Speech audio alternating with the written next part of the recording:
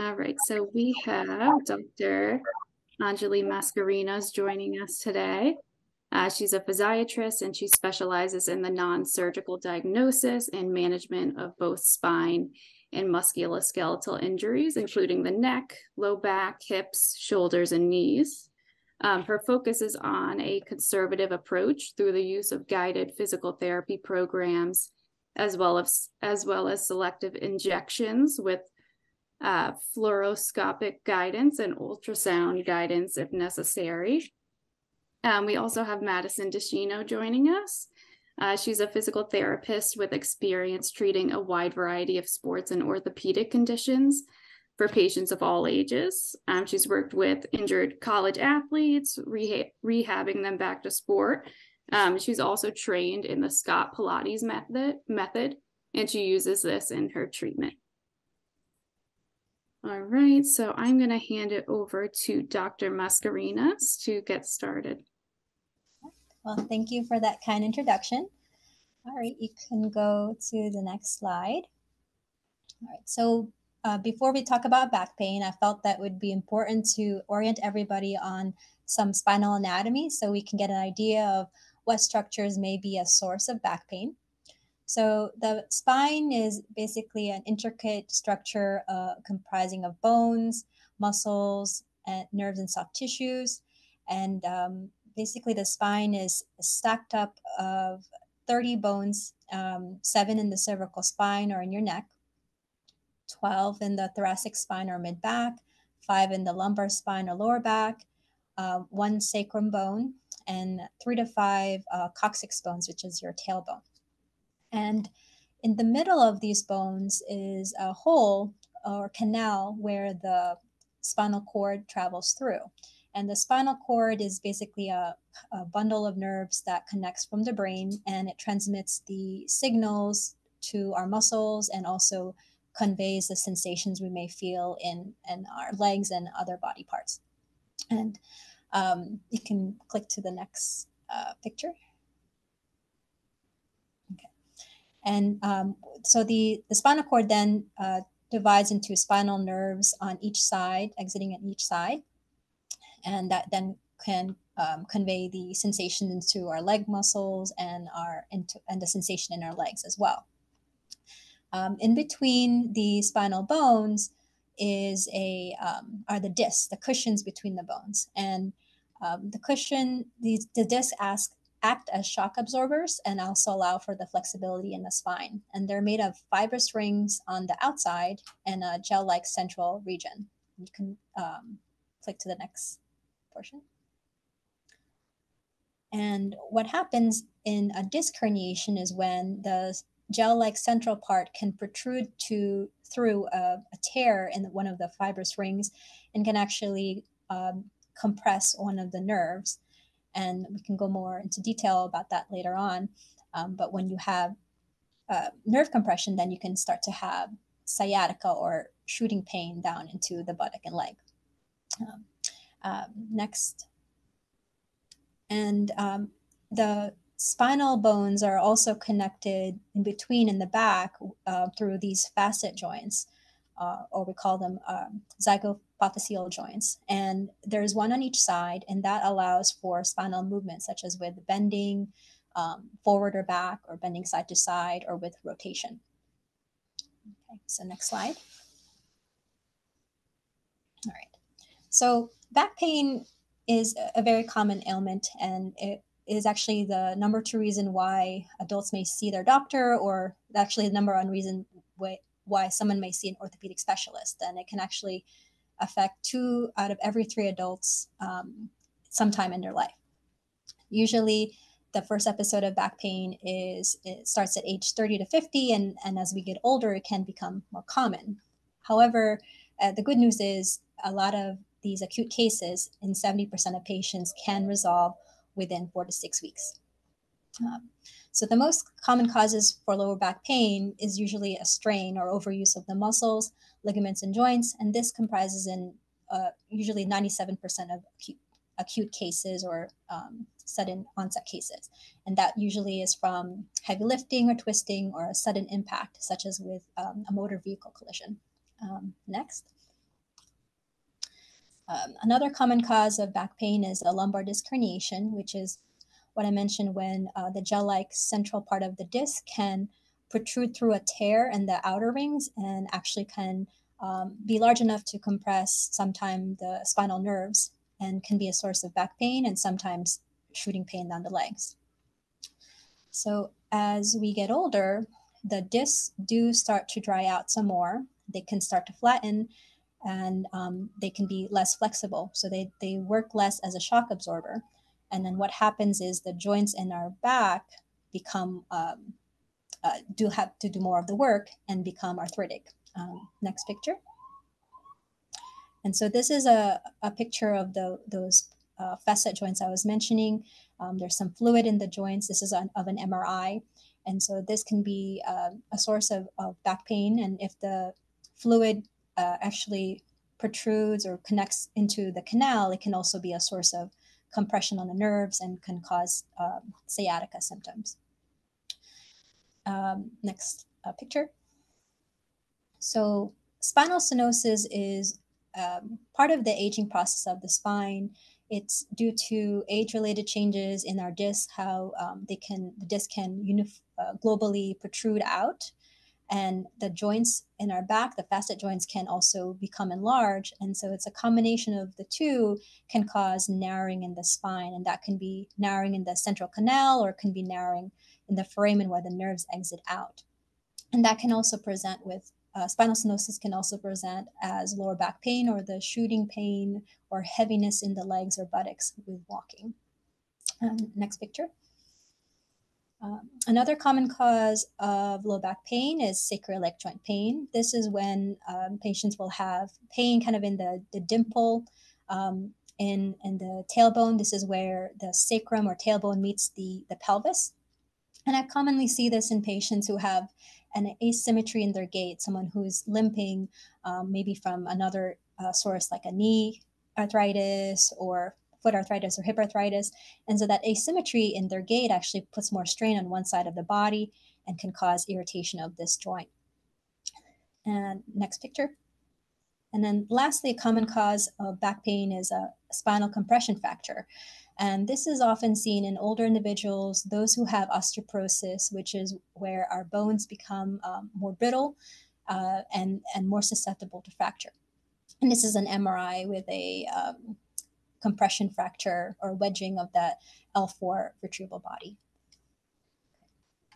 And then other less likely causes of pain in the back could be from an infection or a tumor or even a kidney stone. Next slide. Okay.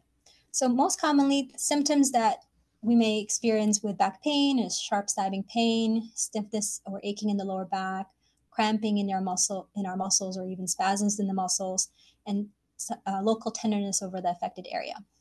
Because of the stiffness and the sharp stabbing pain, we often want to restrict how we move, and we feel less flexible with loss of motion. And sometimes patients even say we have this difficulty standing up straight because of our body feels locked up.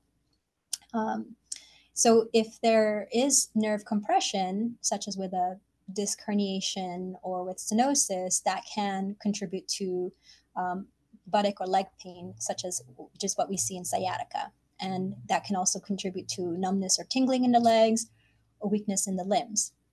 So depending on the nerve affected, if let's say it's the L3 nerve, that usually causes radiation of symptoms into the front of the thigh. If it's the L4 nerve, can be radiating symptoms into the front of the thigh and shin.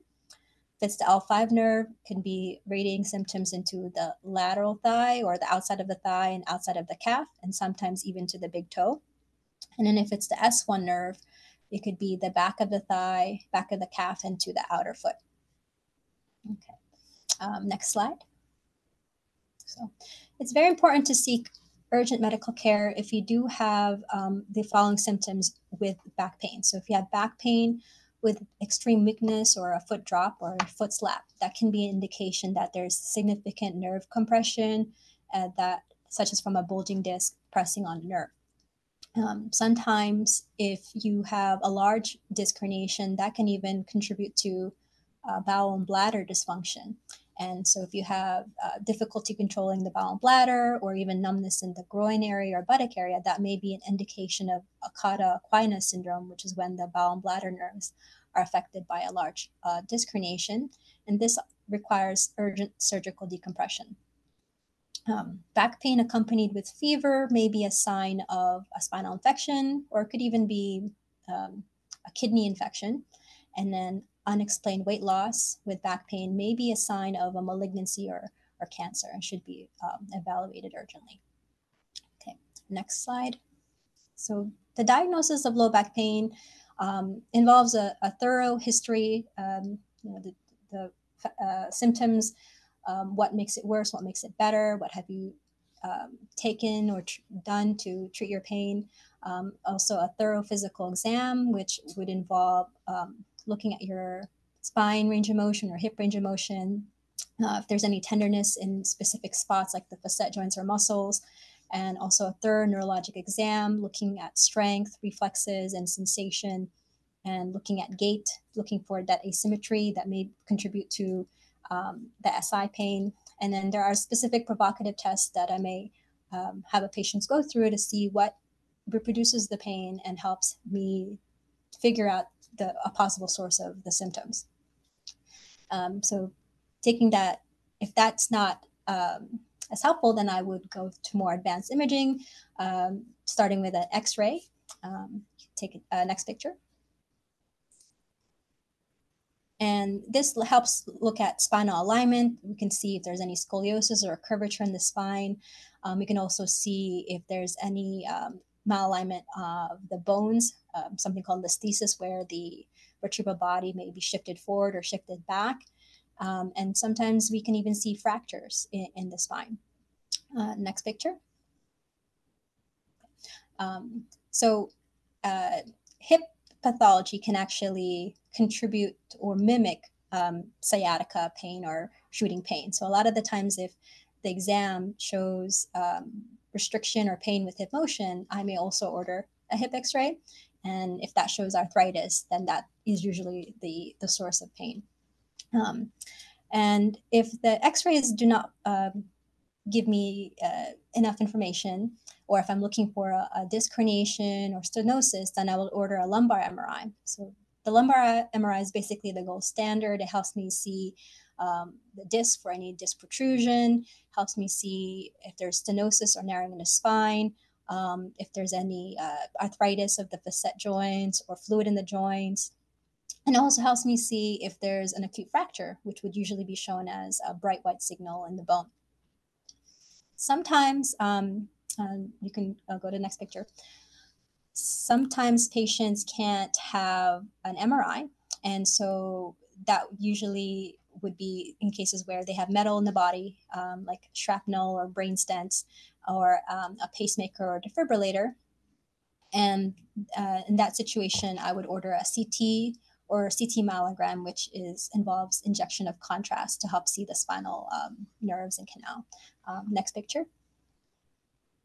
And this is an example of a CT myelogram where the bright white is the contrast, and then there's a dark material here at L4-5 is a bulging disc, and some in the back here is a thickening of the ligament in the spine.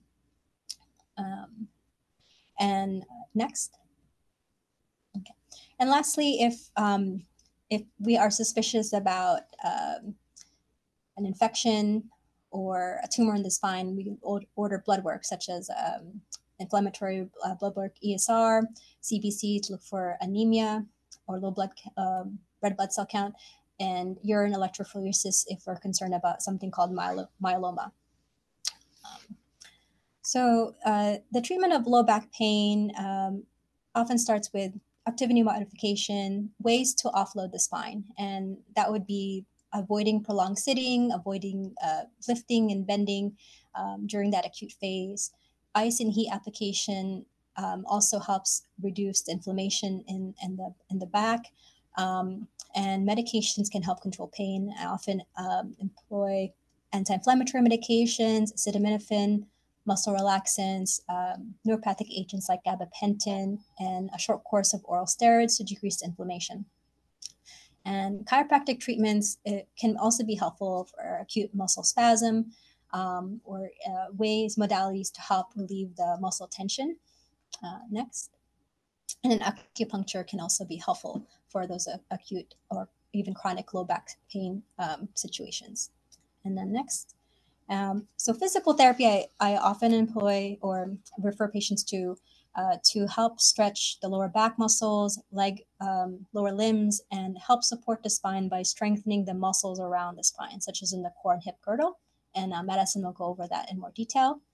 And then if the above do not help, sometimes I will provide injections to help speed up the process or allow patients to continue the physical therapy to improve motion and improve function.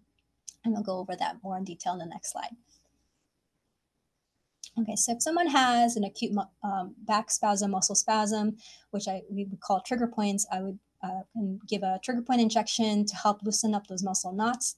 If the pain I feel is from the painful facet joints or arthritis of the joints, I'll provide facet joint injections with steroid, numbing medicine to relieve the inflammation in the joints. This is done with X-ray or fluoroscopic guidance. If the facet injections only provide short-term relief, then the next step is something called radiofrequency ablation or neurotomy, which is where we burn the nerves for the facet joints. And that is, in a sense, disconnecting the pain signals from the painful joints to the brain so that they can no longer be transmitted through. So we're burning those nerves, and those nerves actually can stay dead for 6 months to a year. They gradually grow back, and that's when the connection is continued and the patient may re-experience pain. But it's a very common and very successful procedure for patients with chronic low back pain for facet arthritis. So if I feel that the symptoms are related to sacroiliac joint pain, then I will also provide sacroiliac joint injections or steroid injections into those joints, and epidural steroid injections or nerve root blocks if someone has symptoms of sciatica, pinched nerve, or stenosis, the shooting pain down the legs. And lastly, a more recent or emerging treatment is something called basivertebral nerve ablation, which is a procedure where we are burning the nerves between the disc and the vertebral body. So this is a procedure that's been found to be successful for patients with, we call it discogenic pain or pain from the disc itself. Next. Okay. Yeah. So what I found to be very important, besides managing pain when it happens, is actually to prevent the pain. And so this can be done by optimizing spine health. And so these are just some recommendations where if you follow these, then you can have less pain exacerbations. So employing proper bending and lifting, squatting, bending at your knees, and keeping your spine straight will put less pressure on your back. Avoiding lifting objects that are too heavy so that you don't strain your spine would be also important. And then exercising regularly helps maintain muscle flexibility and core strength. And so the CDC and American College of Sports Medicine recommends 150 minutes per week of aerobic exercise of moderate intensity. So that could be 30 minutes, 5 days a week of exercises that are low impact, that won't put too much strain in your spine, but still keep you moving, keep your muscles strong. Things like a stationary bike, Pilates, yoga, swimming, elliptical machine, or pool exercises would be excellent options for that. And so exercising regularly also helps you promote a healthy weight, because if there's less pressure or less weight on your body, there's less pressure and weight on your discs, and so less strain over the joints as well. Eating a nutritious diet that promotes new bone growth would be helpful for osteoporosis and maintenance of bone health. So high in calcium and vitamin D would be helpful. And sitting properly will also put less pressure on your back. So sitting upright, not slouching, sitting with your feet planted firmly on the ground with support instead of slouching will also help the spinal alignment and pressure basically distribute evenly throughout the spine. Next. And it's important to also switch sitting positions often. So I often remind patients to put a timer on their phone or watch to remind you to get up every hour and just squeeze your shoulder blades, stand up and rotate, just to get the blood flow back into those joints and discs that have been sitting in that one position for so long. Wearing comfortable low-heeled shoes helps support the spine. Sleeping on a firm mattress helps support the spine as well. And then lastly, quitting smoking. It's the best thing you could do for your back. Smoking basically reduces blood flow to the spine, so that can cause more disc degeneration. So stopping smoking helps increase blood flow back to the spine. Smoking also can increase the risk of osteoporosis, and if you had a fracture, it impedes healing. So this stopping smoking will allow your fracture to heal better. And also coughing from heavy smoking may actually contribute to a disc herniation or a muscle strain. So quitting smoking would probably be the best thing to do. So hopefully these lifestyle modifications will help relieve lower back pain and also prevent back pain as well. And with that, I switch over to Maddison. All right, thank you, Dr. Mascarinas. So I'm here to go over the physical therapy portion. I'm a physical therapist, as Bonnie mentioned, at HSS. You can go to the next slide. So where do you even start with physical therapy? So generally you start with seeing a doctor first. For example, you'd see Dr. Mascarinas, a physiatrist, and then you'll get a referral to physical therapy. So if the doctor thinks that physical therapy is right for you, they'll provide you a referral to go to physical therapy. Some states and some insurance companies do allow direct access, which means you can come right to physical therapy. But again, it really depends on the insurance and in different laws in different states. So the easiest way is to see your physician first, and that way we can find out if anything else might be going on as well that may affect your treatment. Physical therapy is going to start with a skilled evaluation. So a therapist will ask you some questions. They'll take some measurements. They'll look at your range of motion, your strength, flexibility. They'll watch how you move in general, like how you walk, how you squat, things like that, and see what sort of things they can work on specifically for you that will help you get better. So they'll create a treatment plan that's specific to you. And then you'll attend some follow-up visits, which they'll work on that treatment plan with you. So some things that could be part of that treatment plan would be manual therapy, stretching, core stabilization exercises, activity modification and education on posture, as well as a home exercise program. You can go to the next slide.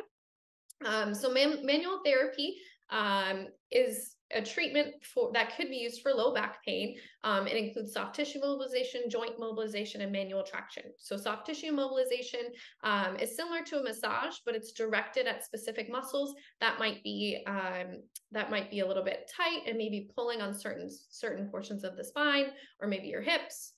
So a physical therapist can assess and see if that's right for you. They can also provide joint mobilizations, which basically means just trying to loosen up a stiff segment of your spine. So sometimes a certain segment can feel a little stuck. Maybe if there's some arthritis in there or whatever it may be that's causing it to be that way. But they can provide some mobilizations which will help loosen up the joint.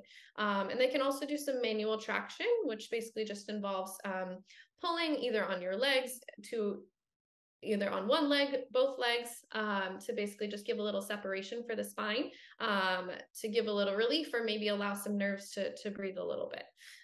So not every person with low back pain would benefit from manual therapy, but if the physical therapist thinks that it is important during your evaluation, they will do some manual therapy with you to help reduce your symptoms. Next slide, please. Stretching is another tool that we can use with physical therapy. So a mobile spine is a healthy spine. So performing some stretching exercises can help keep the spine mobile and can prevent muscles from pulling on your spine. So certain stretches for your spine that are beneficial can be a cat-cow stretch, which involves rounding and extending your spine on all fours. A prayer stretch, which is kneeling down with your buttocks sitting on your heels, reaching your arms out on the floor. An open book stretch, which involves rotation. So you're laying on your side and you open up your arm and rotate your spine. You can also not only mobilize your spine, but you can also work on stretching some of your lower body muscles. So if a physical therapist thinks that certain muscles are tight, they can affect your spine as well. So your hamstrings, your piriformis muscle, which is a muscle in your buttocks, as well as your hip flexor muscles, those muscles, if they're tight, can also pull on your spine. So not everyone needs to stretch these muscles, but if they are particularly tight, the therapist will have you stretch them. Another stretch that we can do for the spine is called a cobra stretch. So it's a yoga stretch. It's pictured in the picture to the right there. So going into this extension position of the spine can sometimes help alleviate sciatica type symptoms. So if you do have pain radiating down your legs, if you prop yourself up first on your forearms, you can see if that helps relieve some of your pain. And you can end up going all the way up onto your hands as shown in that picture there. But you only want to do this stretch if it helps alleviate your symptoms. So if you feel like the pain is getting closer to your back and basically travels from if you have pain that goes all the way down your foot, you want it to get closer and closer to your back. So if you feel like the pain is decreasing as you do this stretch, then it may be a good stretch for you to do. But if it makes it worse, don't complete the stretch. Next slide, please. Actually go back one slide to the stretching. One more thing to note about stretching. So with hamstring stretches, sometimes when we think of stretching our hamstrings, we can either bend over from our back to try and reach towards our toes. That's not a great stretch for your hamstrings. That can actually increase some pain in your back. Another stretch for your hamstring that you could do is maybe laying down with a yoga strap or something and pulling your leg up in the air. Anytime you stretch your hamstring, you want to be careful, because what you can actually do is actually more pull on your nerve tissue. So if you have sciatica type symptoms or pain going in your buttock and down your leg, if you stretch your hamstrings, you might not actually be stretching your hamstrings. You might just be pulling on that nerve tissue. So that's not something you want to do. So when you stretch your hamstring, the goal is to feel a stretch in the back of your thigh and knee. If you start feeling pain down your leg, into your foot, or numbness and tingling, that means you're pulling more on your nerve tissue. So you don't want to force that stretch too much. Next slide, please. So another thing that's really important for back pain is increasing your core strength. So we do this by doing core stabilization exercises. So your core involves more than just your ab muscles. So your core is going to involve your stomach muscles, which there are multiple layers of, the muscles along your spine in your back, and the muscles in your buttock and hip area, as well as your diaphragm and your pelvic floor as well. So all of these compromise your core. So it's not just those six-pack ab muscles that you think of. So doing something like sit-ups and crunches can actually increase the pressure through your spine. So we want to avoid those style of exercises. You want to do exercises that target your core without increasing pressure through your spine. So some examples of some exercises would be a glute bridge, some clamshells, which will strengthen your hip muscles, a bird dog exercise, which will strengthen your back muscles, a plank, which is good for your core muscles, as well as a dead bug. So I'll show you some videos just to kind of see some examples. You can go to the next slide, please. So in this slide here, we'll play the video for you. So this is an example of a bridge exercise. So a bridge exercise is going to work the muscles in your buttocks. So you would bend your knees up and put your feet flat. You tighten your stomach muscles first to protect your lower back. You then squeeze your buttocks muscles and push your hips up in the air. Now, as you do this, you want to make sure you're really lifting from your buttocks muscles, not from your back. So the point is not to arch your back. The point is to squeeze your gluteal muscles or your buttocks to lift your hips up in the air. Next slide, please. So in this next video, we're going to show a clamshell. So a clamshell is a good exercise that can strengthen the side of your hip muscles, which are really helpful in supporting your pelvis and your spine. So you would lay on your side and bend your knees. You have your top hip rolled forward, so you don't want it to roll back. You're going to lift your knee up and then bring it back down. Now you only lift your knee as high as you can without letting your hips or your pelvis twist. So keeping the top hip forwards, lifting the knee and lowering the knee. You can also add a resistance band above the knees for that exercise, and it'll increase the challenge of the exercise. Next video, please. So this next exercise is a bird dog exercise. So it's really easy to do this exercise, but if you actually really focus on your form, it should be challenging to do this exercise. So this exercise is going to work the muscles along your spine, which are really important in helping stabilize your spine. So they provide support. So we'll just let the video load, but I'll keep talking you guys through it. So you would go onto all fours on your hands and knees, and you want to keep a nice straight spine. So in order to keep a straight spine, you want to engage your core muscles. So you draw your belly button into your spine to try and stay nice and straight. From there, once you have that nice neutral and straight position of your spine, you're going to lift one arm up and the opposite leg up.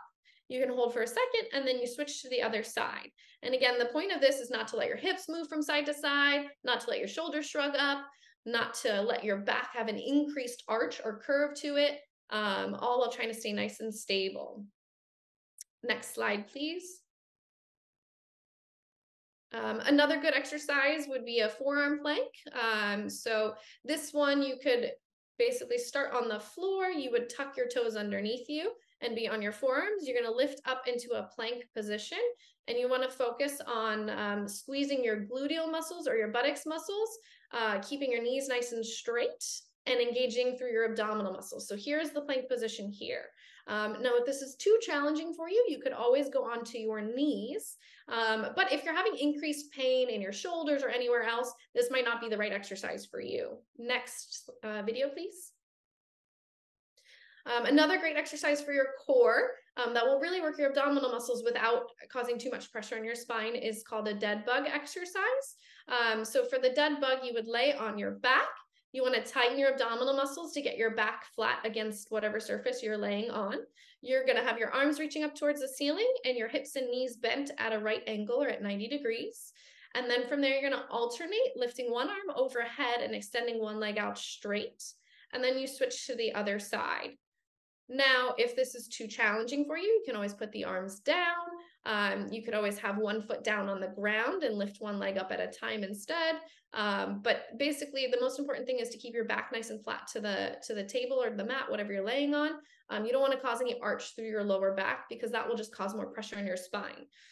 So you should feel this working in your abdominal muscles.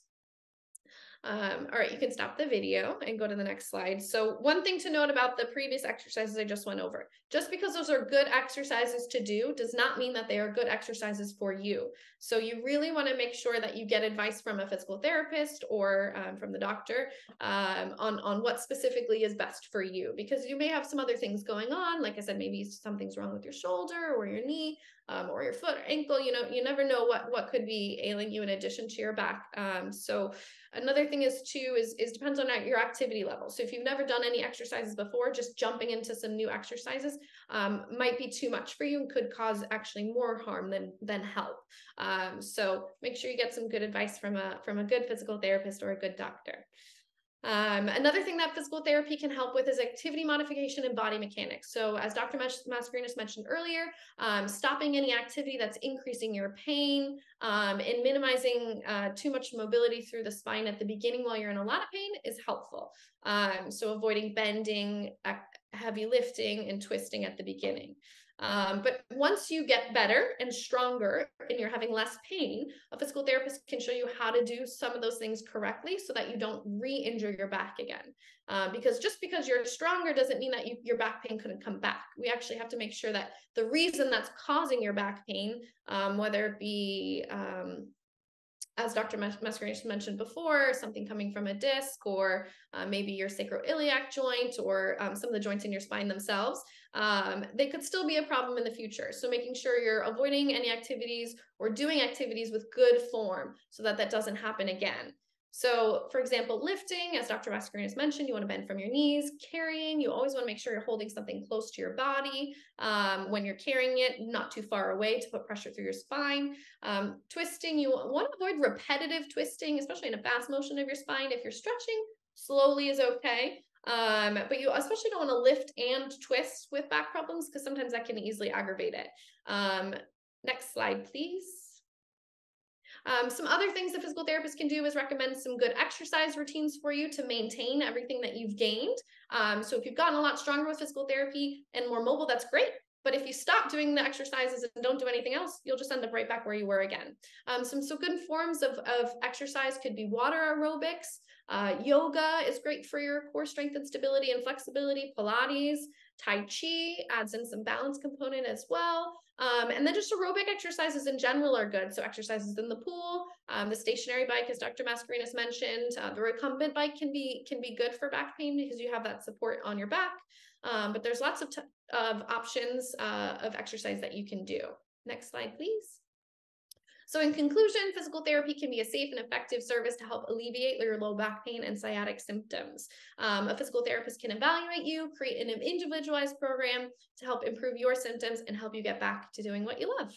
Thank you, both of you. This was wonderful. And now we're going to move into some questions. I'm going to stop sharing now, and we're going to look and see, what are some common questions that are being asked in the Q&A right now. So I see a few questions about the exercises to start out, Maddison. Would you recommend any of those or all of those 4 or 5 exercises for someone with osteoporosis, or also for someone with spinal stenosis?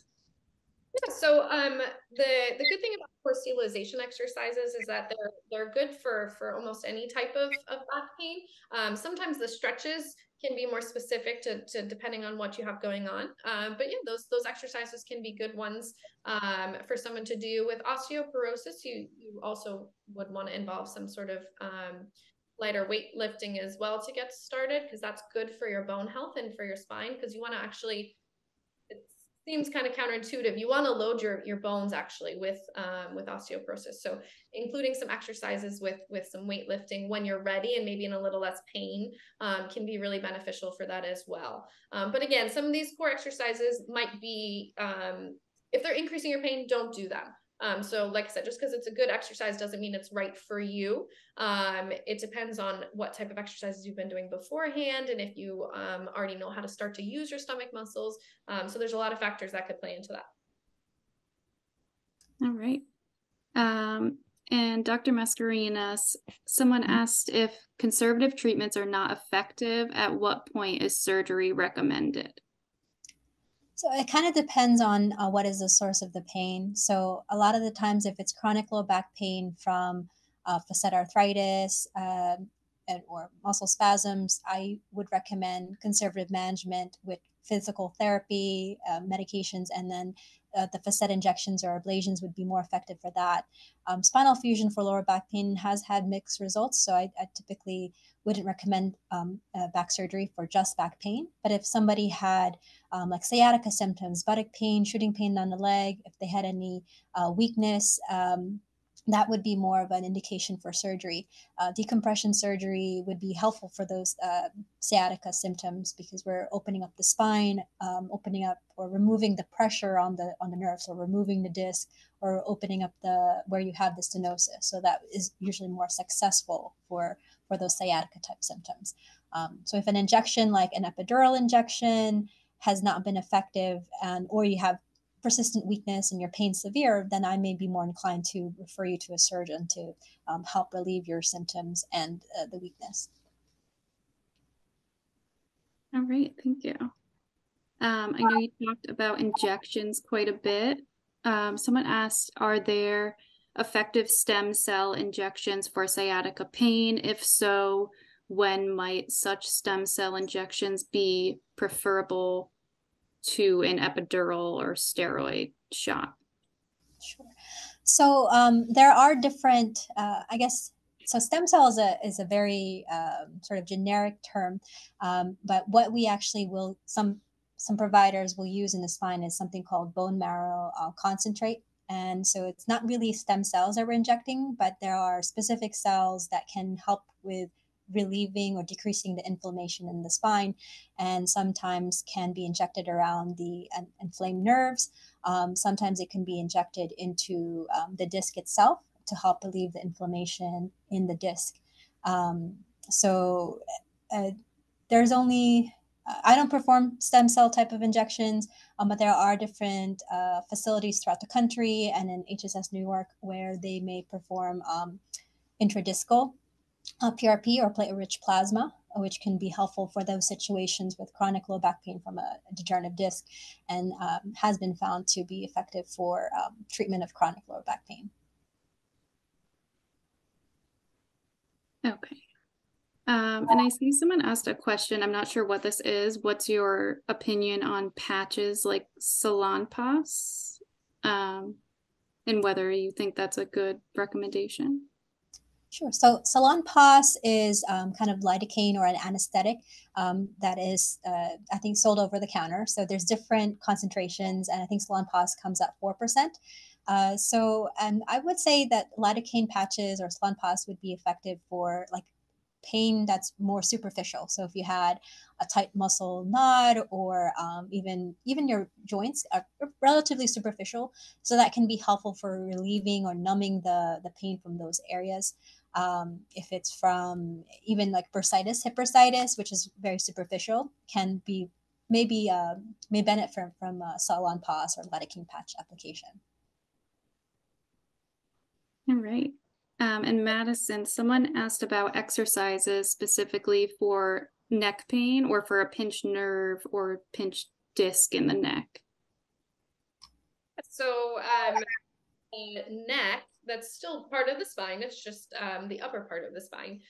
So for neck pain or pinched nerve, so if you have a pinched nerve with your neck, you would most likely be feeling some pain or maybe some numbness and tingling somewhere down your arm, whether it be in your fingers, your hand, your forearm, your upper arm.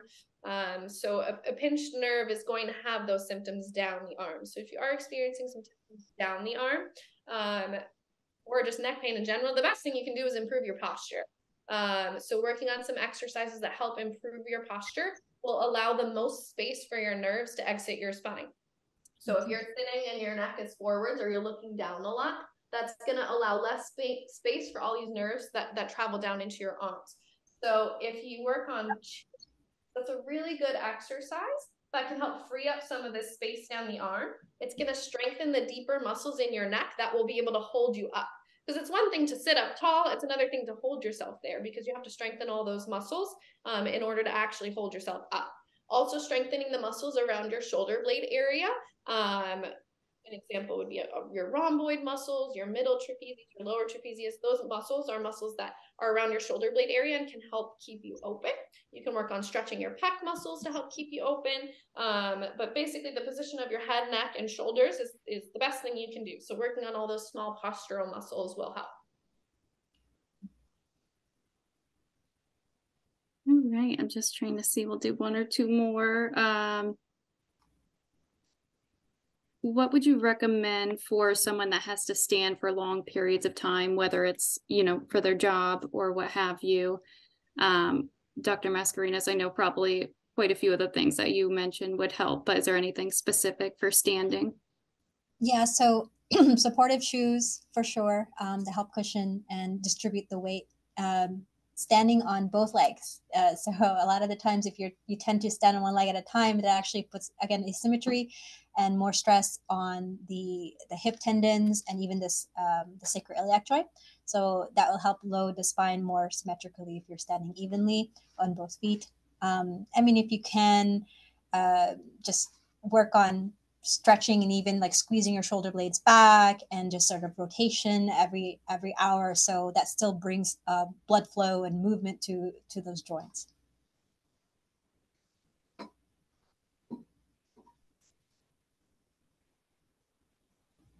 All right.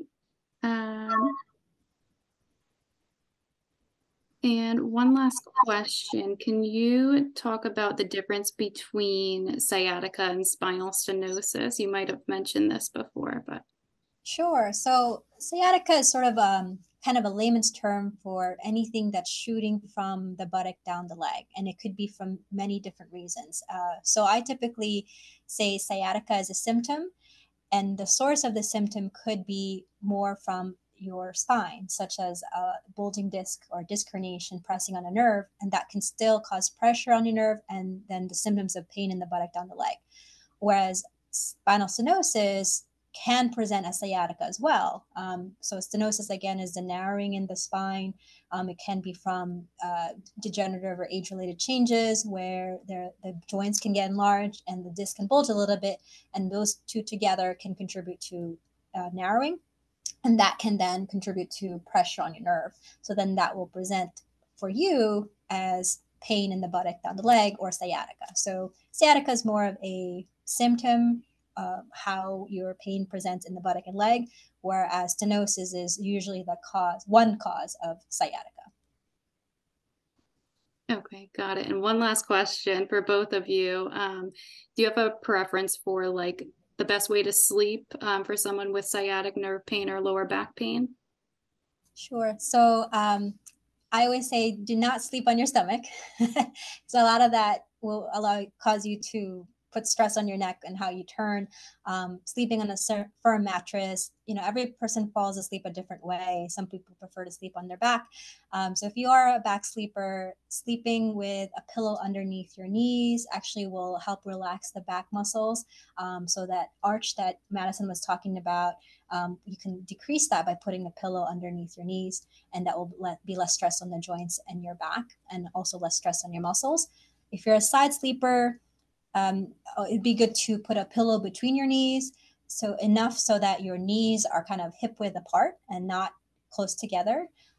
Women, we have wider hips, so when we sleep on our sides, it actually pulls a lot on the hip tendons when we're laying on our side. So when we put the pillow between your knees, it helps relax those tendons, helps align the spine, so kind of in a neutral or straight spine, and puts less pressure on the spine and on the hips. All right, wonderful. So I don't want to take up too much more of your time, but thank you so much for speaking today. I really enjoyed this. Let me just share one or two last important things. So thank you everyone for joining as well. Sorry we didn't get to every single question, but if you have burning questions, feel free to email it to us. I'm going to put our community education email in the chat. If you really have something you need answered, we can try to get that answered for you. Let me put that in there. And I am going to, we have the survey link in the chat there. We'd love to hear how you thought we did and what you enjoyed about this program. So that is in the chat, and I am also going to put one more thing in the chat. We have an exciting upcoming workshop series. Let me go there. So it is all about the spine. So movement for back health. It's coming up next month in October. So it's a 3-part workshop series. And we've designed this workshop series with our orthopedic experts, Pilates and yoga instructors to deliver a specialized experience for you. So each week is going to be a bit different, but we're going to guide you through different movements, techniques, and ideas to prevent and relieve low back pain. You can join live, and we're also going to record it as well. So if you can't make one of the dates, you can watch the recording, and we hope you can join us for this workshop. So I'm going to put the link for this in the chat as well. And while I do that, just want to thank Maddison and Dr. Mascarinas one more time. This was a really informational program, and I'm sure we all learned a lot today. At least I know I did. All right, so that is in the chat there. And any parting words, either of you? Well, it was a pleasure, and so thank you for having us. Yeah, thank you guys so much for having us, and I hope everybody can take away something that will help them with their back pain. All right, wonderful. Everyone have a great evening, and we hope to see you soon at another program.